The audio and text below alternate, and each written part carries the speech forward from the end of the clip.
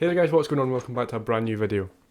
In today's video, I just wanted to discuss the latest Apple event that happened on November 10th, which was the One More Thing event, which brought everything down, condensed a lot of information into like an hour-long presentation, which is incredible.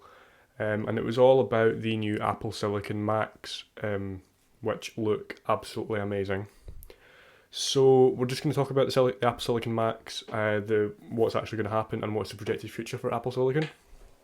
Um, if you like this style of kind of tech video, then please do show that by hitting the like button and subscribing to the channel. Might do a few more of these. I am really interested in technology, and making videos on this is what I do like to do, along with the style of videos that I have made before. So if you do like this, a like would be very much appreciated. And comment anything that you'd like to see me improve upon. But yeah, we are going to jump straight into this. So on November 10th, Apple released Apple announced the brand new MacBook Air with Apple Silicon with the M1 chip. The M1 chip is an 8-core CPU with an integrated 8-core GPU, the 16-core neural engine, with everything built on. It's an SoC, so that means system on a chip. It has a Thunderbolt controller built in, USB 4. It has unified memory, up to 16 gigs on all models with the M1 chip, which is incredible because the unified memory can be accessed incredibly fast because it's on the same package. There is no trace going to it on a motherboard, which is incredible. It's going to be super quick. The M1 chip itself is built based upon the A14 chips, which is in the iPhone 12, 12 Pro, and the iPad Air, which was released earlier this year, last month. So we're going to take a look at the devices that are being released, and the leaked benchmarks of those devices. So the devices that are going to be released, they are available for pre-order now. They're available for order now, and they release on Friday. The devices are a MacBook Air, which has the same starting price of $999. The Mac Mini, which has a £100 and $100 cut to $699. And the MacBook Pro 13-inch, which starts at $1299. The design is completely entirely unchanged, apart from the keyboard backlight controls and the launchpad button have been taken away from the keyboard, and they've been swapped with other functions. I think the keyboard backlight brightness was a pretty important key, but they've changed that. It's gone. So yeah, that's basically it. There's no design changes, except the keyboard thing, and the Mac Mini, is now silver instead of the space grey it was before. So I put out a tweet on my personal Twitter, which is comparing the Apple M1 chip to the Xeon W3223, which is in the Mac Pro. It's an 8-core CPU, same as the 8-core CPU in the M1 chip, and the results are unbelievable. So let's take a look at the Mac Pro benchmarks. This is all based on Geekbench 5, which all the scores are calibrated to 1000, which is based on an Intel Core i3 8100 desktop CPU. So 2000 would equal double the performance. So like 2000 single core score equals double the single core score of an i3, double the single core performance.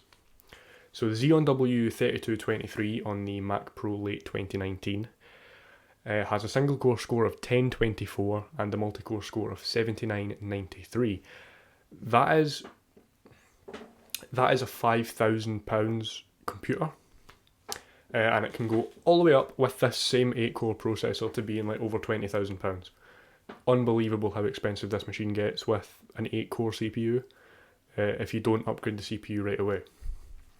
Now the base model Mac Pro is not something that anyone should be buying. It's not something I'd recommend to anybody unless you really need the 8-core, and especially like if you really need the rack mount, That's probably the only way I'd say get the Mac Pro baseline. But it's just not good enough. It has 32 gigs of RAM and a 256 gig SSD. That's not good enough for a £5,000 machine. So these are the results of the Mac Pro, and these are the leaked benchmarks of the MacBook Air, which is an entirely fanless computer. They've changed that now. It's a fanless computer, even though the old one didn't have a heat pipe going from the fan to the CPU. But this is an entirely fanless computer with the Apple M1 chip, 8-core CPU, and the base frequency is listed there as 3.2 gigahertz. It's very unclear as to whether there will be a boost frequency. I think the base frequency on the A14 is like 3 gigahertz or 2.8 gigahertz. So they've boosted the base frequency, and it has the 8 processing cores, and it has a single core score of 1,687.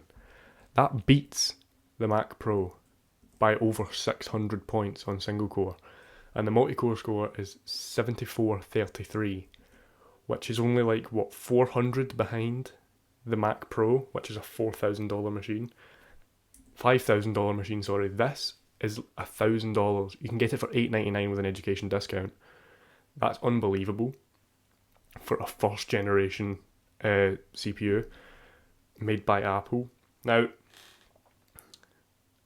the cache on the CPU isn't as high as other CPUs like Ryzen. The new Ryzen 5. The new Ryzen 5th gen has, I believe, 32 megabytes of cache, L2 cache, per 8-core banks.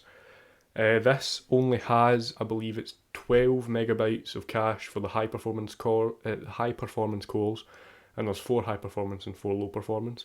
So there's 12 megabytes of cache on the high performance cores and there's 4 megabytes on the low performance cores. This is unbelievable. This was published November 11th, 2020 at 9:32 a.m. So a day and half an hour after these were released, if we're looking at US times, which I believe we are. That is unbelievable.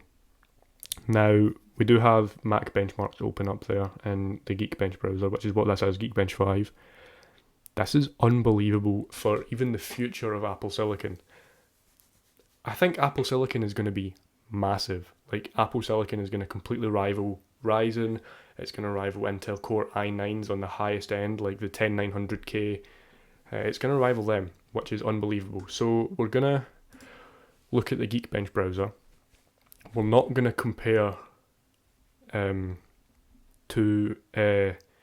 non-Apple computers, which the only reason I'm doing that is because they usually have the same thermal architecture. There's no overclocking capabilities on Apple computers, even though they have K chips, like the mid 2020 iMac has a 10700K.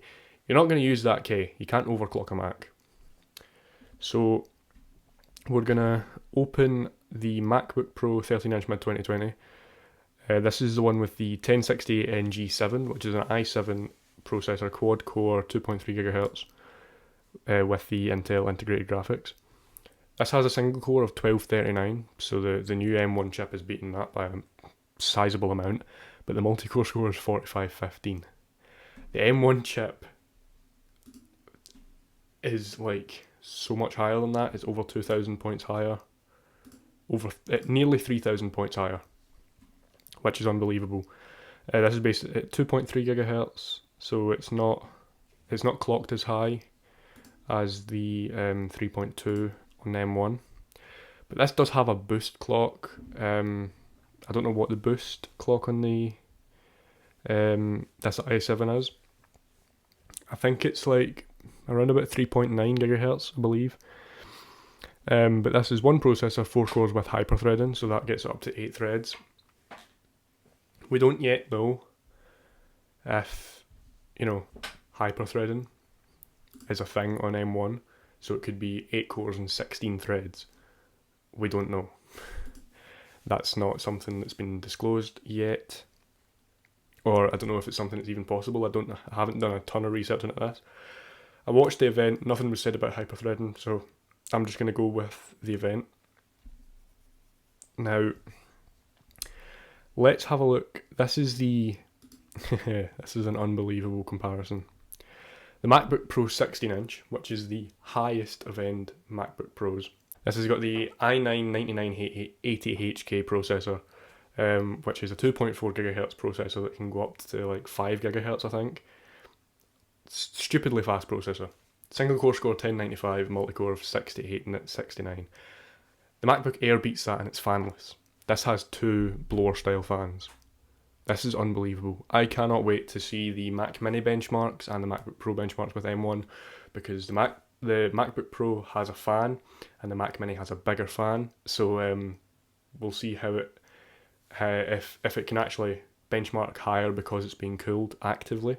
So yeah, it's a very exciting future, and I hope you guys are as excited for it as I am.